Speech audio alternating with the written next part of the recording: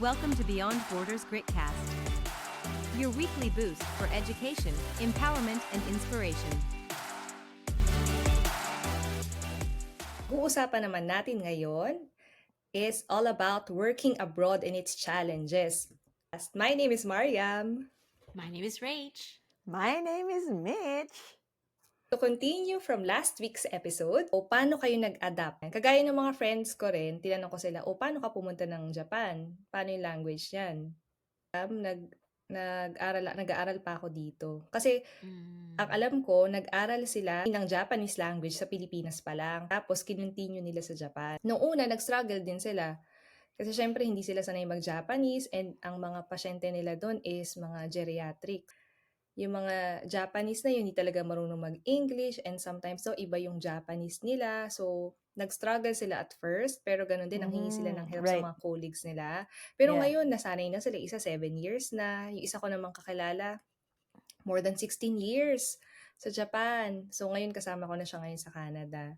So, yes, I Mitch? think one way of classifying, 'di ba, yung people, especially here and abroad, the one way that you can easily say jive with them is with your language and how you say your words. Hindi ko masabi like it is scientifically proven, pero kung if you know how they speak and if you can speak the way they speak, hindi ka mas makaklasify as others agad. Parang ganon. Yes. Tsaka natutuwa sila pag you speak Oo. their language, lalo na yung accent talaga in Arabic, yung mga ganon, sa bahal kher, ganon. Pag kukuha mo siya, una, natatawa talaga ako kasi nga, nahihirapan ako kasi nga hindi ako sanay sa ganon. Kahit na noong mga bata kami, nagbabasa kami ng Quran, ng Arabic Kaya verses. pala. Pero, nung dumating na ako doon, sabi ko, shucks, ganito pala talaga ka-importante yun. na hindi ko siya nabigyan ng value nung tinuturuan kami ng mga bata kami. Anyways, yun. So, natutuwa yung mga pasyente namin pag marunong na kami. Iba-ibang greetings ng how are you, kay Falik, Shlonik, mga ganon. Tapos, natutuwa sila. Talaga napapangiti sila na, uy, tatlong ways yung alam niya. Yun. So, importante yun na, kagaya na sabi mo, Mitch, para maka-adapt sa culture nila, ay ng magandang relationship, lalo na sa community. So, pangalawa naman, yan. Yeah. So, satisfaction in salary. Kasi napapansin ko, yung effort natin sa work, well compensated naman siya lalo na pero dumarating ka ba sa point na feeling mo you are doing so much? Parang sabi mo, uy, parang tingin ko underpaid na ako kasi ang dami-dami ko nang ginagawa. What can you say about that, Mitch? I truly believe that as time goes by, we really get to be underpaid and overworked. Especially, that's what life demands of us. But of course, the advantage of being in abroad is that you are more compensated when you will compare yourself as a person working back in the Philippines. Especially, I have experience in the Philippines, and I know how how the salary was, 'di ba? I mean, I don't know one way or the other saan ba nagkulang? Is it because maliit lang talaga yung pay natin, hindi kaya tayong bayaran ng company na yon, or is it because of the living cost? But actually, I cannot really say that living cost because of the living cost, because to be honest with you, I think the living cost in the Philippines is almost the same sa abroad. Diba? I don't know. I think that's gonna be another discussion, but I don't know. But the salary there is just really, really, really small compared to here in abroad. Yun nga lang, kung masasabi mo, tulad ng last episode natin, kung mag-overtime ka, alam mo, malaki yung makukuha mo. 'Di ba? But that is over and beyond your normal working hours. But definitely, as time goes by, kung intern ka, onti lang yung expect of you eh. Pero, yun na nga eh, isa yung reason kung ba't ako nag-resign I love my first employment here in Ireland. Yun nga lang, the work in itself is just too much because understaffed. And hindi lang dito sa Ireland ha, I guess all over the world, understaffed talaga tayo. And imagine every time, since senior staff nurse na ako, 30 yung patients namin, 30 sa'yo. But syempre, meron kang mga kasama. May dalawa, kapang kasama at least. Pero since you are the senior staff nurse, if anything happens to their patients, automatic, ikaw talaga yung accountable doon. So, it got to a point for me na hindi siya safe sa patients ko, hindi na siya safe sa akin. And so, yun talaga yung reason kung bakit nag-resign na ako doon sa company na yun where, in fact, if aalis ako, di ba, mababawasan na naman sila ng staff, lalong lalaki yung workload. Pero sometimes kasi you have to think about Right. yourself rin eh, you know. So yun yung ano ko. Pero Mm. kung compensation-wise, mas okay dito kung i-compare natin sa Philippines. Diba? Yeah. I think that's another topic natin kung i-compare natin yan. Yes. How about you, Rach? Kamusta yung compensation sa work There's ninyo? nothing for me to compare kasi I never experienced working in the Philippines to Mm-mm. begin with. Mm-mm. But I've heard stories from relatives, friends. Long time ago, my cousin, ito hindi siya nursing. Ano siya, he graduated with physical therapy. Tapos wala siya makontrabaho. So he had to go back to school to earn nursing degree. Tapos nang naging nurse na siya, he was only getting paid 8,000 monthly pay. Tapos high-end ano na yun na, high-end pay na yun na or something like that. Okay, alam nyo na. This Yeah, was like this was way year back what? then. Yeah. This is more than 20 years ago, Right, okay. I would say. So eventually, Mm. long story short, he left Philippines overall. Then, with my peers, ka-age group ko, age bracket ko, mga batch ko, ganyan. Same issue. Still low staff pay, mounds and mounds of work na pinapatong, overtime without pay. It's basically, it's overtime or TY, something like that. OTT. OTTY. Yeah. I was like, what? OTY. And when I heard that, OTY. I was just shocked. Yeah. Kasi hindi ko naririnig Yeah. yan, hindi ko na-experience It's a yan. very, very common culture, yeah, in Yes. the Philippines. Yeah. Or for Yeah, example, totoo someone yan, told Rach. me, na-drop Totoo lang yan. daw yung, for example, insulin syringe. Na-drop yung insulin syringe. Syempre, hindi mo na nagagamitin, madumi. They have to pay out of pocket. That's unheard of dito sa US. That's something we don't practice here. Actually, yung kung may mga mabasag kang minute gamot, things, yeah, those, bayad mo yon. dito, Yeah. malaglag mo, you just grab a new one. Yeah. As long as it's not like narcotics or anything. I mean, even if it's narcotics, you just have to waste it with another nurse. Pero, mga small things, kunwari, Sanacot, like stool softener, stuff like that, na-drop mo, kuha ka bago. No big problem. Gandang example, no? Para sa podcast. Yeah, ganun yung difference na masasabi ko just based on hearing stories from people. Kasi, why? I would say maybe a few years back, this was like before COVID happened, I was in the middle of thoughts na, I want to go back to Philippines. I want to live in Philippines. I want to try living in Philippines. And obviously, kung titira ako dun, I need to have an income. Wala naman akong alam ibang gawin. At saka, ang career ko is nursing. So, I was trying to find avenues how to become a nurse in Philippines. And sabi nilang lahat, huwag ka nang bumalik. Bakit ka pa babalik dito? You're already living a good life. Maganda sweldo. Bakit gusto mong bumalik? For me, I just felt like I want to try and experience how to be a nurse in Philippines. Sabi nila, sira ulo ka. You're crazy. Ganun. Everyone, even my family and relatives were against it.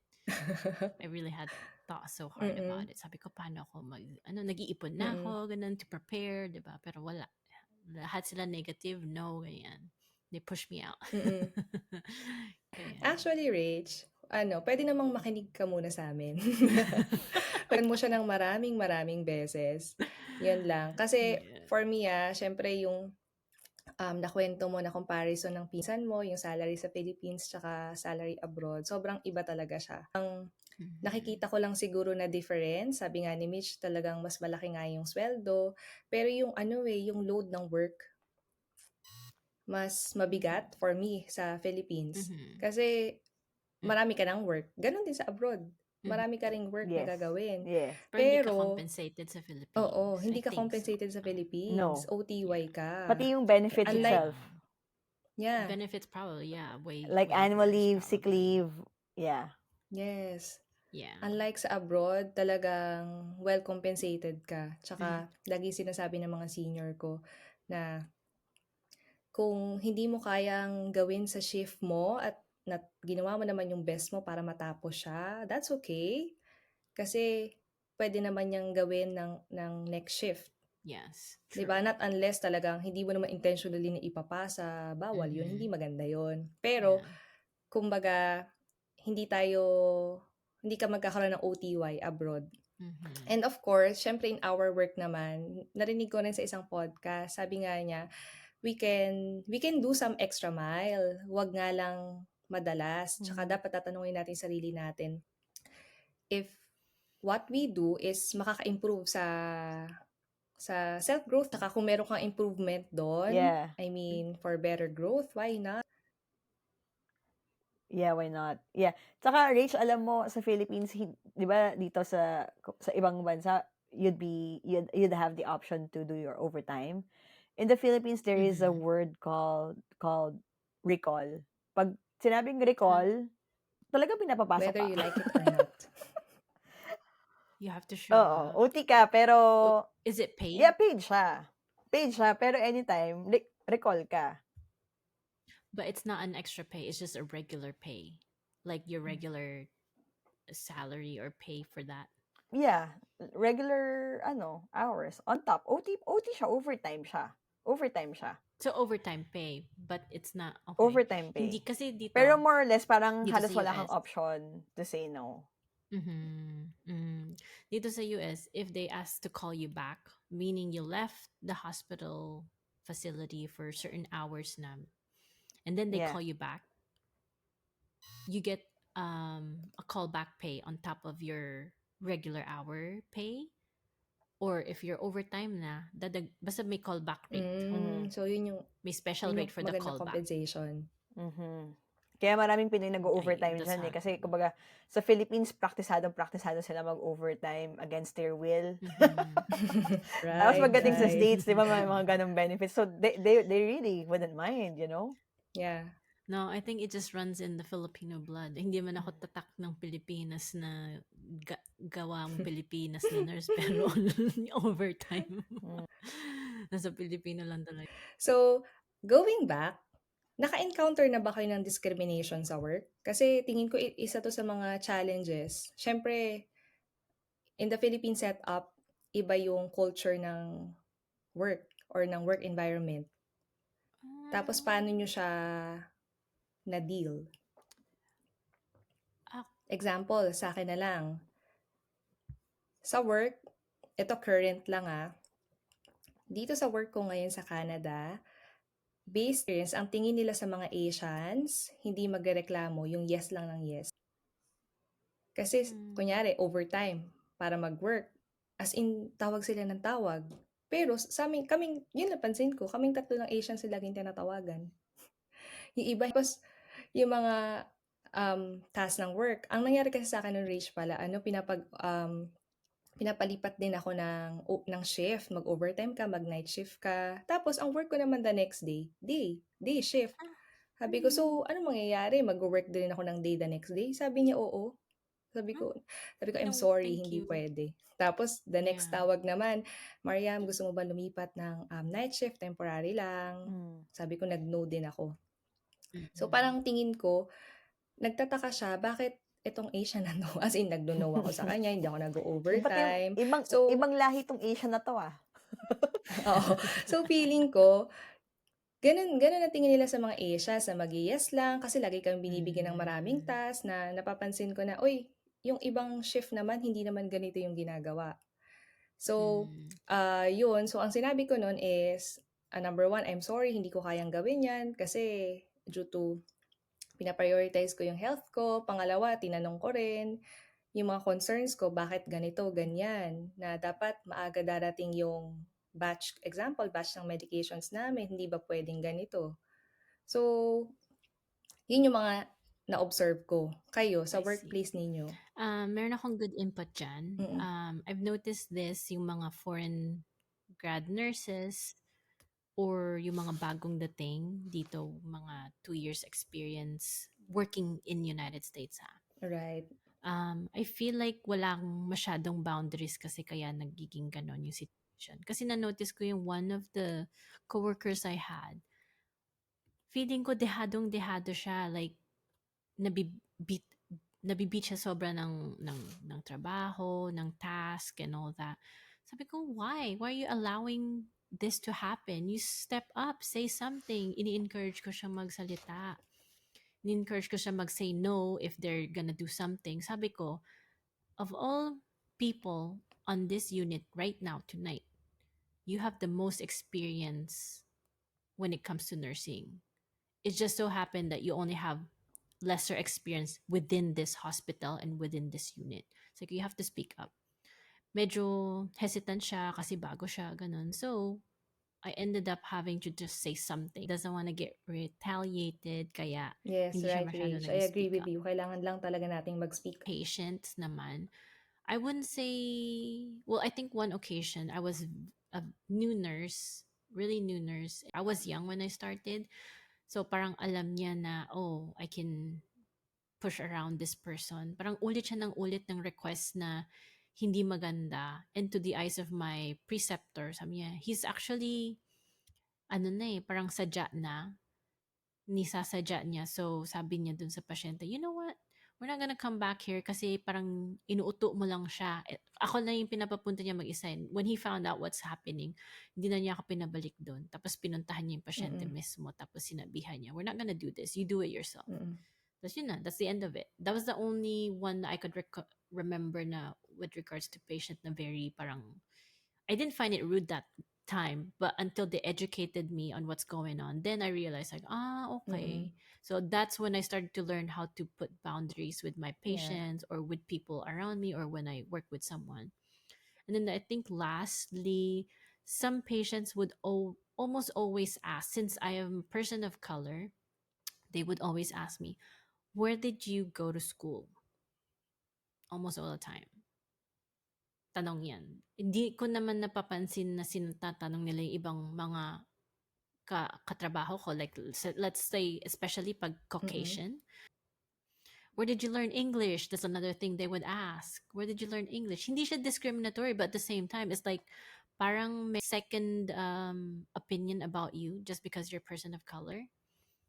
I didn't find it very rude or anything like that, but it's just like, I thought I've always asked myself, like, I wonder why they ask those questions most of the time. Curiosity wise, kasi they would just say, I'm just curious, or they would ask me, most of the time, some people think na, masyado akong bata.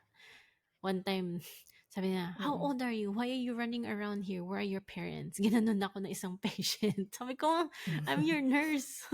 Ayaw maniwala. Let me see my ID daw. ID. Sabi ko, I showed them my badge. Pero no, I want to see your ID. ID talaga, hindi yung badge. Yeah, those are little things that I encountered. Yeah, Grabe experience. no, Rach. Ang dami mo ring na-encounter regarding discriminations. Kasi hindi lang naman with regards to work, and nasabi mo nga na pati yung kumbaga nahuhusgahan ka na as a person kasi based on your color, 'di ba? So, marami pang ganyang examples. Pero ang tingin ko na bottom line yan is kailangan we should set our boundaries, tsaka we should be aware. Absolutely. Yeah, right. And another Yes. challenge naman working abroad is yung giving importance or yung relationship or ties natin back home. So, ito yung tanong, how do you manage yan long distance relationships? Mapa-family man yan or you have your boyfriend or girlfriend back home. So, paano nyo na ma-manage yun? Kasi ako, ang ginagawa ko, tumatawag sa bahay. So, every now and then, messenger call or text. Yan. So, dun kami nagko-communicate ng family ko. How about you, Mitch? Sa akin, hindi, kahit nasa Philippines kami, hindi kami talaga, Mm. alam mo yun, yung showy. Hindi kami nagtatawagan, hindi kami gano'n. So, pagdating ko dito, hindi pa rin kami gano'n. Text lang. Text lang. Text lang, oo. Tas bihira, hindi ako yung katulad ng makikita ko naman yung mga iba kong friends din dito, parang ikaw, Maryam, 'di ba, na maya't-maya tumatawag. Sila gano'n din. So, sa akin chill lang, hindi yung maya't-maya tatawag ka, hindi yung araw-araw kausap mo sila, hindi kami gano'n. Pero it doesn't mean na less yung less yung connection namin. I don't think so naman. So, yun lang important pa rin to keep your ties, of course, with your families because dun ka nakakuha ng connection eh. So, yun. Pero hindi kami yung sobrang Mm. met-maya, tatawag pa, Mm. gano'n. Mm. Yung una ko nga sigurong Pasko or New Year, parang sila tumatawag na sila, "Tatawagan mo naman sila, tawagan." Ako hindi pa. Gano'n, hindi yung like on the spot na, alright, midnight, ta's dito 4 PM kasi yung midnight ng Philippines. Yung tatawag ako for Christmas or whatever, hindi gano'n. Yeah, no. Yeah, no. Mm. Oh, to greet, ganon. Oh. I have a question though.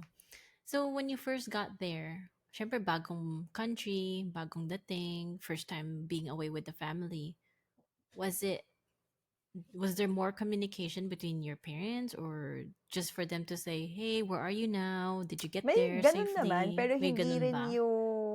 Wala pa yung rin. clingy, yon yung term. Hindi Mm. gano'n, hindi gano'n. But Hindi I can cheesy. say that nung umalis ako, mas naging close kami ng sister ko. Yan, yung ate ko, yan. Kasi sa Philippines, I think mas Mm. madalas kaming magkaaway. Pero yun nga, nung umalis ako, I appreciate actually my sister because she's reaching out. Ayun, I mean out of all the people or Mhm. yun yung mga kapatid ko or my mom and dad, mas nagko-communicate talaga yung sister ko sa akin. Yun. So I really appreciate her. Eh, yung mom ko rin, kaya I think naman yung mom ko, whenever we get the chance or she gets a chance to travel with me, she really makes it a point to go, 'di ba, halfway around the world with me. Mm. Yung dad Mm. ko kasi very simple, wala rin siyang Mm. cellphone. Actually, kakabigay ko nga lang ng cellphone sa kanya this last year. Pero hanggang ngayon hindi pa rin niya ginagamit. Low bat, Does ta's he tuwing use it na tumatawag siya ba? sa'kin, tina-try naman niya, nagta-try siya, pero wrong timing lagi. So, hindi ko siya nasasagot. So, pero yun, I think the last time na nakausap ko yung papa ko, it's been almost a month already. Grabe, no? So, until Mm. now, it's like that. Pero, yun, yung mom ko, mas Mm. madalas ko ka-text, pati yung sister ko. Mm. Pero yung two I brothers ko, see. actually, I don't have any communication with them. Yeah. So, yun.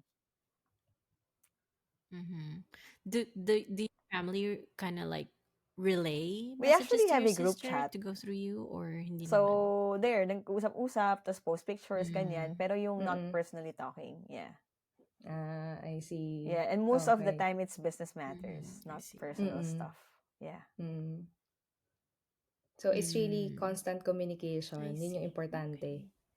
Yeah, I guess so. And probably being Mm. intentional, 'di ba? I guess Yeah. there's also a problem with me because, I mean, siguro kung gusto ko mag-reach out, 'di ba?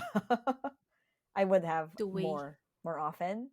Yeah. Mm. Mm. I see. So, I guess it's being that intentional. Now, I'm not Mm-hmm. saying that hindi naman kami close. Close kami Mm. actually, pinalaki kaming close. But probably, yun nga, being away, just needs more, probably, yeah, or being away Time. needs more Distance. work to be done in order for us to keep the relationships. Yeah. Mm. Mm. Usually, ano naman yan, Diyan both natin papasok yung sides. LDR. Oo. So, Abangan nyo kamusta sa kayo sa Feb. LDR? Abangan nyo sa Feb. Ang Feb-ibig nyo. Yes, February. Feb-ibig Abangan. episode. Pag-usapan Like, ba we'll natin yung get more, into the Feb-ibig details of... of relationships even further? Yeah. Ako different naman. At kahit na nandito ako sa US with my family, yun lang, wala lang ako sa same city as my family. Ano naman, meron din kaming group chat. active yun Mm. palagi, sending whatever we're doing, ganon. Ako siguro mas grabe medyo onte kasi even to the point like yung sasabihin ko ba 'to? Yung location ko alam ng family ko for safety purposes since I'm traveling alone. Reply, sometimes they don't know if I'm at work, if I'm sleeping, or na overdose sa sleeping, who knows what. Just so they know where I'm at. So yun. But it Yeah. goes two ways. My siblings are very active in updating me. Ako lang yung hindi masyadong Mm. nag-update. But they see me. If they see me on my social media, they know I'm okay. Yeah. Pag hindi nakakarinig Oh, yung mom ko dapat sa akin, she would normally go look oo. sa location first. And then if my location hasn't moved for a certain number of hours, she would Mm. ask my siblings if I was active socially. Hmm. And then, if hindi niya makakuha yung sagot niya sa kapatid ko, she will be the one going online to find me. Basically, they've attached an air Eh, tag sa'yo. Basically, I have a Literally attached gano'n. Rachel GPS. is missing.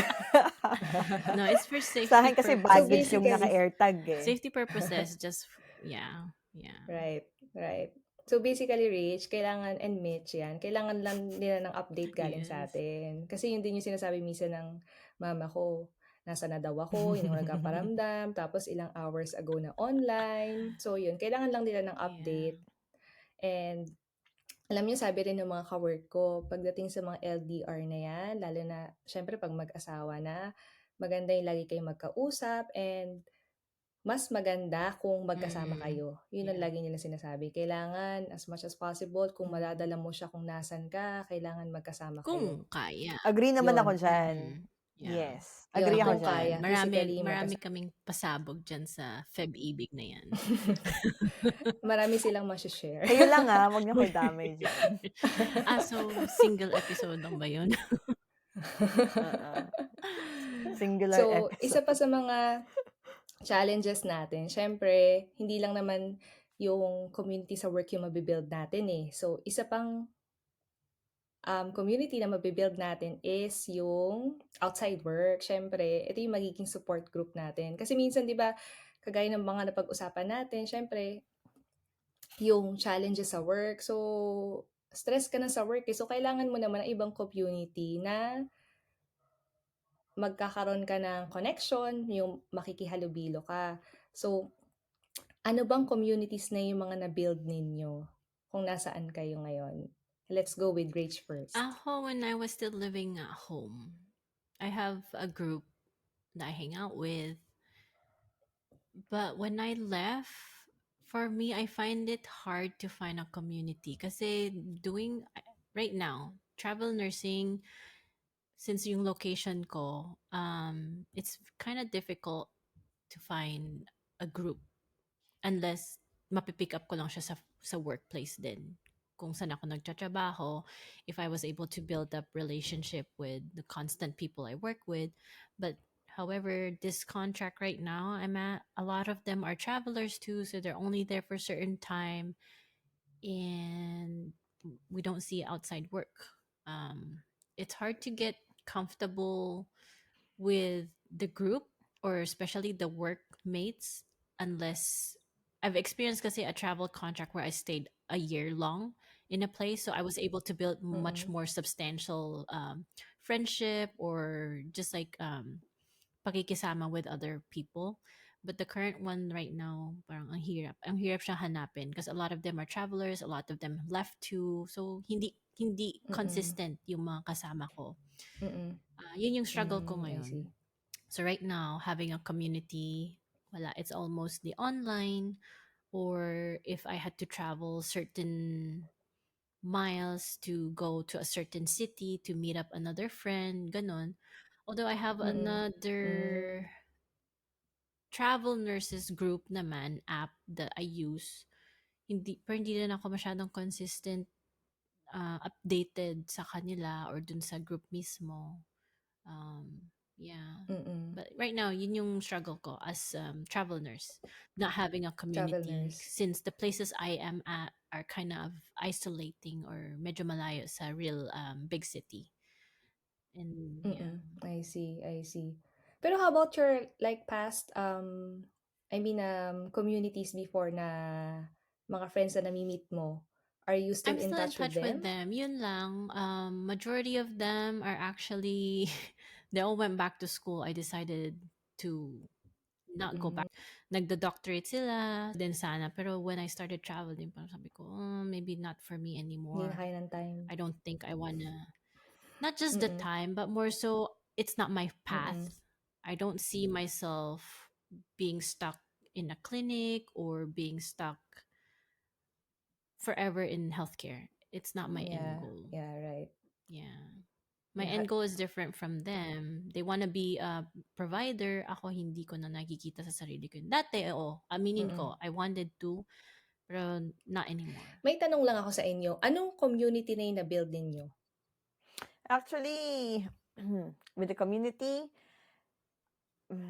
nung dumating ako dito, tig-isa-isa lang kami dito, wala talagang magkakakilala. Pero ang maganda dito, since parang we are all in the same situation, in the same boat, we made a way to really build a strong Filipino community here in Ireland. So it's really amazing. And for the last 7 years that I've been here, I've been hanging around with the same friends. And of course, no, iba yung friends mo. May mga iba't ibang groups din. Pero sa work din, I've come to know and yun nga, parang may barkada ako doon. And nung doon naman din sa pinagkatrabahuhan ko, ako yung unang Pilipino doon. Pero buti na lang, every month may dumarating na bagong Pinoy. Isa-isa. So, isa, tas isa ulit, tas isa ulit. And then Mm-mm. we became friends. And yan, until now, solid kami. I guess I can say na solid kami. Tas aside from that, syempre, meron ako dito mga housemates and mga Pinoy din kami. So, yan, nagmimingle kami together and kami magkakasama sa mga Christmas party, New Year. And for me, no, living abroad, importante rin talaga na may support group ka. Kasi, syempre, no, alis tayo ng bansa, feeling natin magtatrabaho lang tayo sa ibang bansa. Pero, ang importante pa rin talaga is to, like I said, to have a connection with other people. Because, when the going gets tough, you only get I tougher. think boto ko yan, no? pero, Yeah. ganun ba? Tinan mo?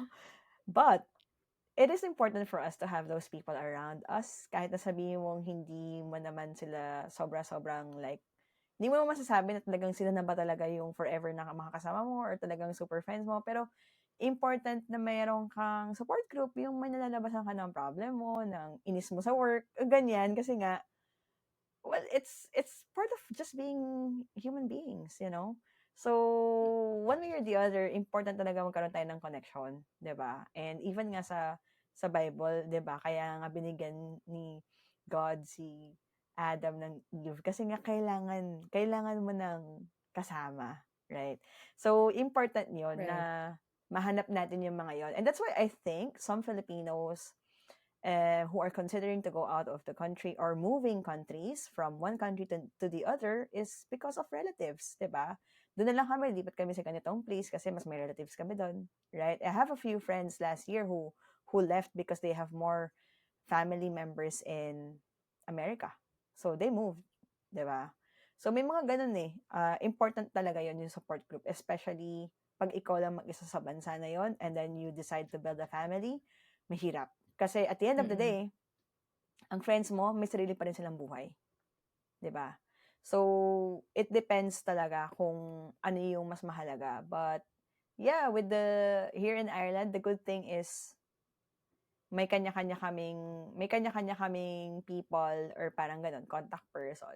I think, compared siguro, no, kung i-compare ko sa US, I don't know, correct me if I'm wrong, Rach, or sa side mo, dyan, sa Canada, because yung mga ibang tao kasi dyan nagsimula na sila 20 years ago, ganun. Kaya parang, sometimes, feeling ko lang yung mga friends ko na nag-move sa Amerika, feeling ko mas isolated yung feeling. I don't know. Kasi nga parang iba-iba yung age bracket or iba-iba yung times and intervals na dumating sila sa Mm, Amerika.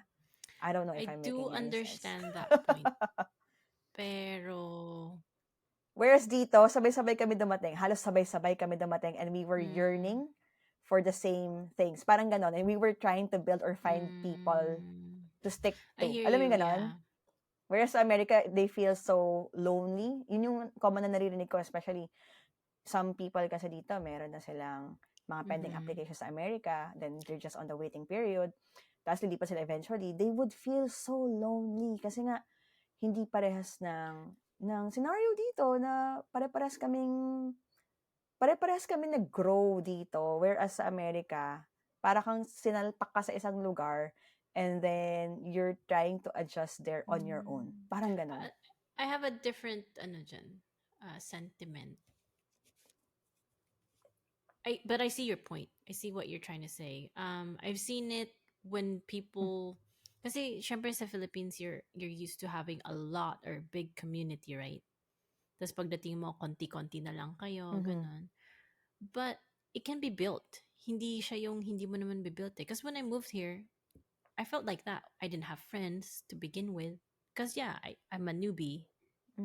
Pero as time goes by, I found those friends. I had my own friends here.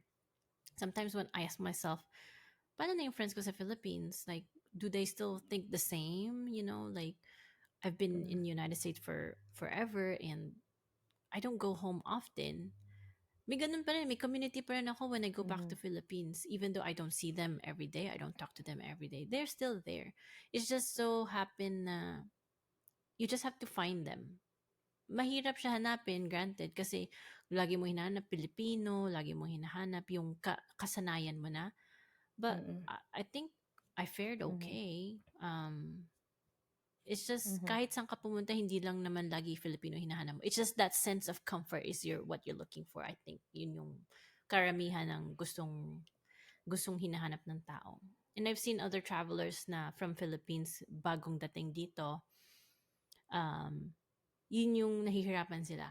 Because they had a big community in the Philippines. Pagdating dito, konti na lang or hindi nila mahanap yung same sentiments. Doon sila nahihirapan.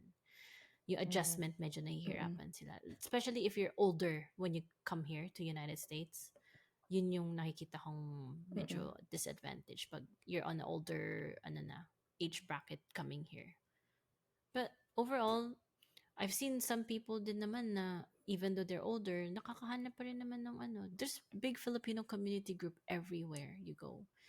Yun lang, you just have to find the right ones para sa'yo. Yeah. Right.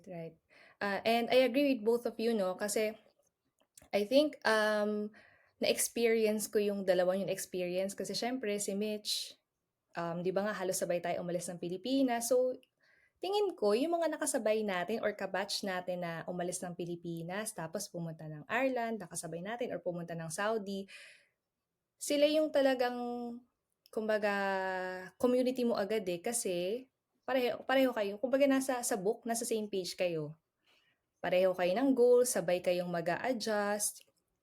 Whereas, tama yung sinabi rin ni Rich na you just have to find them. Kasi ako, when I came here to Canada, wala akong kakilala. Tsaka in terms of tama yun, no, kung gaano na sila katagal, tapos bigla kang napunta doon na parang hindi ka makarelate sa kanila kasi they've been living here for 7 years, 10 years, 15 years.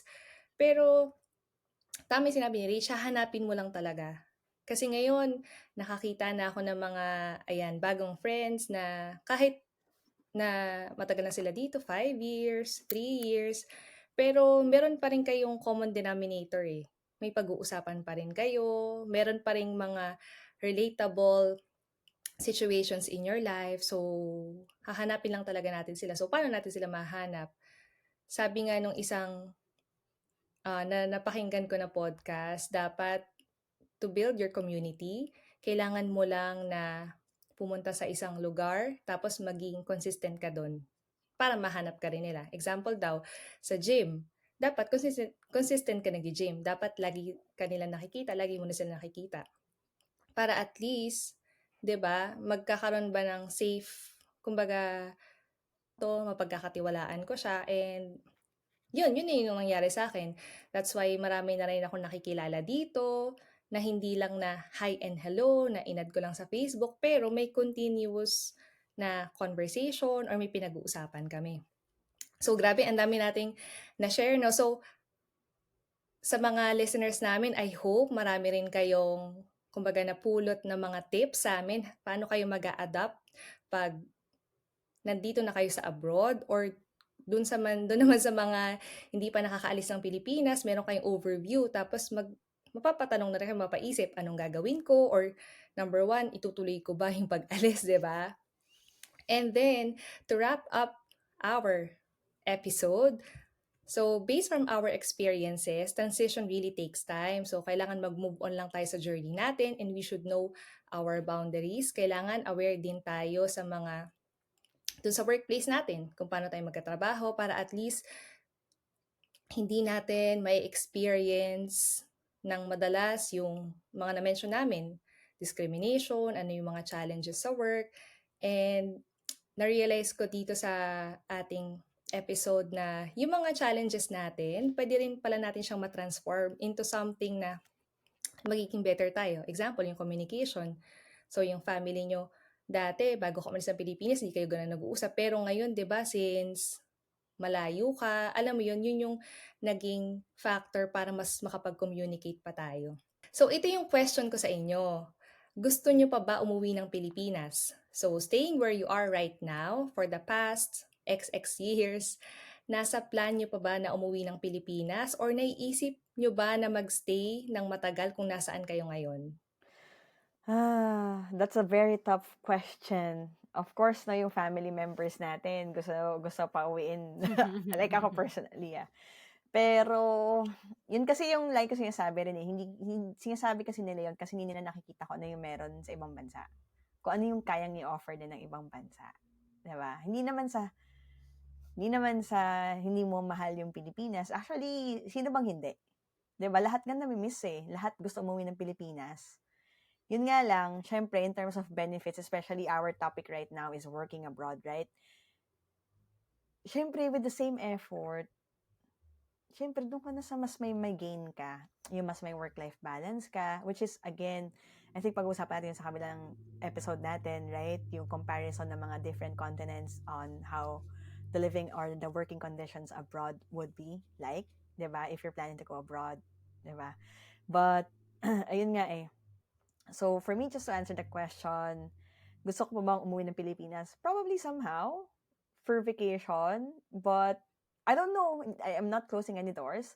But right now, I want to say that I want to continue my career here abroad. Kasi for me, there's just more opportunities. And at the same time, I guess mas fair yung, especially if you want to advance sa career mo, mas marami kang pwedeng gawin. 'Di ba? Especially sa America, it's the land of opportunities. Dito naman sa Europe, ang offer niya is work-life balance. 'Di ba? Na hindi mo siya makukuha. I think hindi mo siya makukuha sa Pilipinas. I'm not too sure kung ano yung working condition ngayon sa Pilipinas. But ayun, then again, with the same work, with the same hours, you are paid higher, you are compensated better, you have better life. So I think I want to continue for the next probably 5-10 years. I don't know, but I'm not closing any doors. So that's my take for now. Ako hindi na. Kasi sabi niyo Kala ba gusto mo mag-work doon? No. Try mo lang, mga 25K per month. Joke lang. No, for me, my family is here. Although I still crave yung I want to learn more about Philippines still. Yun yung lagi kong almost every year umuwi ako. Kasi yun yung parang hinahanap-hanap ko. Like, I don't know, there's just like different feeling when you go home. Granted, I siguro marami pa akong relatives doon, especially with my cousins. I'm really close with my cousins. Kaya palagi ako nakaka-uwi o umuwi ng taon-taon. And if you say long term, I did thought of that before, pero madaming umupost sa akin Totoo naman sila. Ano ngang papakain ko sa sarili ko if I go home? Hindi ko rin nakikita yung well, I tried, pero hindi siya nag-work out. If like, for example, if I had to find a significant other, kunwari sa Pilipinas, makakahanap ako, hindi ko nakita yung yung mga hinahanap ko sa buhay. Let's just keep it that way. Ah. Wait until Feb-Ipig episode. Oh, may hint. Kaya watch kayo, ha? Kung gusto yung malaman yung sagot. No, anyhow, yeah. But I still do crave going back home just for vacation. Hindi ko ipagpapalit yung Pilipinas. No matter what, I was born there. So, hinahanap-hanap mo pa rin siya kahit hindi ka na nakatira ng matagal doon. Yeah, that's for me. Career-wise, I don't see anything substantial unless maging milyonarya ako tas marami akong business doon. Uh-huh. Well, abangan. Who knows what life will bring me. Yeah. I was gonna say, Rach, if you're gonna work there in the Philippines, mahirapan kayo maintain yung eyelashes mo.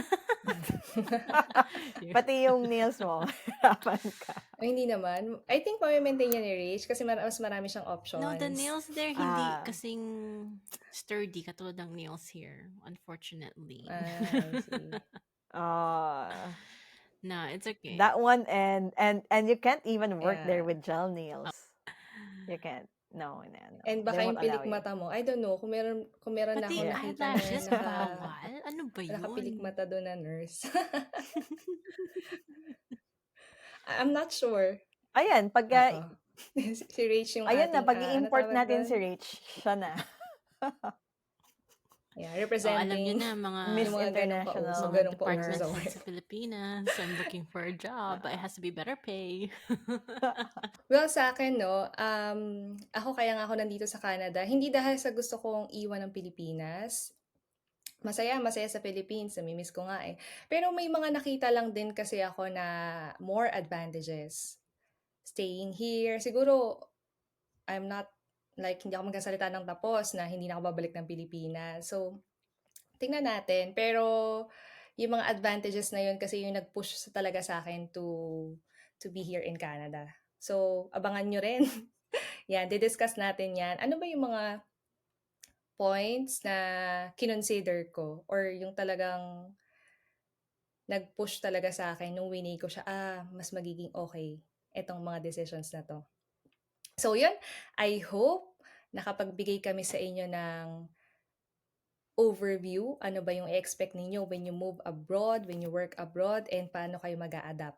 So, till our next See episode. you!